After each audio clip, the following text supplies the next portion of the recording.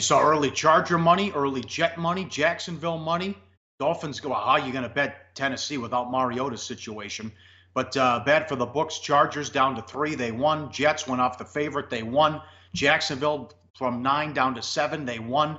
Miami went off the favorite, they won. Castle shouldn't be in the league.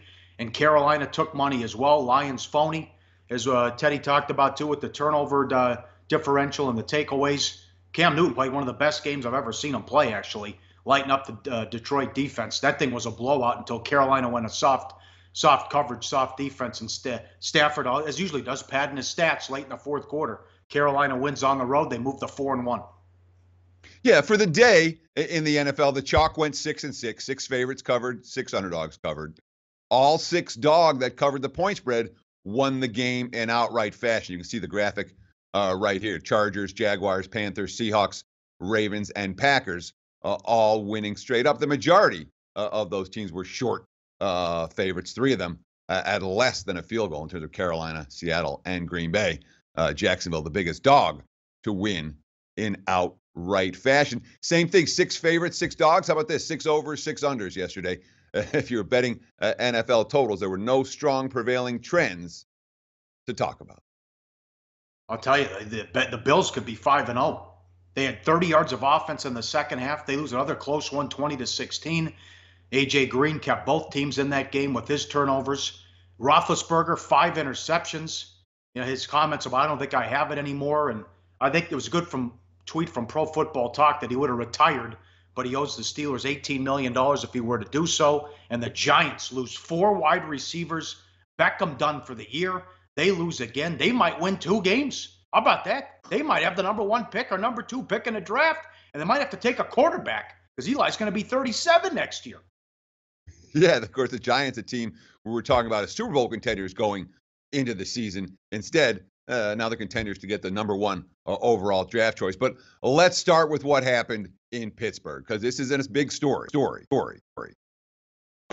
Here's a tweet.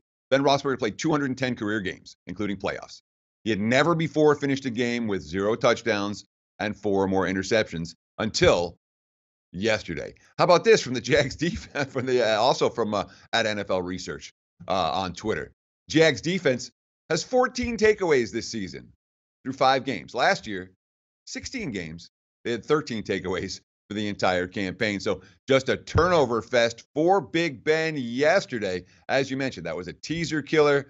That was a big game for the house, even though the wise guys cashed in on Jacksonville. Lots of public money on Pittsburgh yesterday, and that money, well, the books got to keep all of it. Also, a game that hurt my feelings. Cowboys blow a 15-point lead.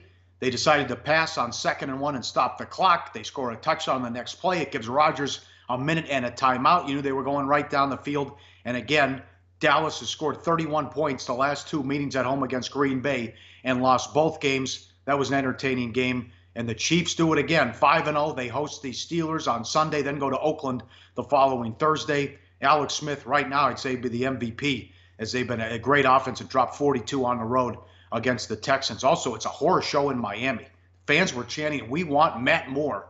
They won the game, but they also got a defensive touchdown, which was a bad call. I thought that was a pass from Castle. They are averaging 10 points per game on offense. Their O-line coach resigned today as he's snorting what looks like cocaine in a video that came out. It's bananas what's going on with the Dolphins. And Gase having none of it, quote, "I'll make the decision on the quarterback.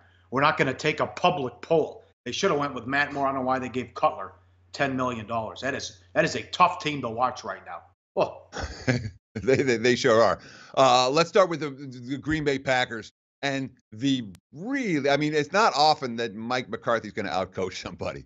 But Jason Garrett's clock management down the stretch there, you know that if the Packers get the ball with time, they're going to march down the field. The lucky scenario is if they tie it, and obviously they went back and had enough time with a minute to play and a timeout to win the game. But I thought the clock management from Dallas, they had a chance to win the game as the clock expired.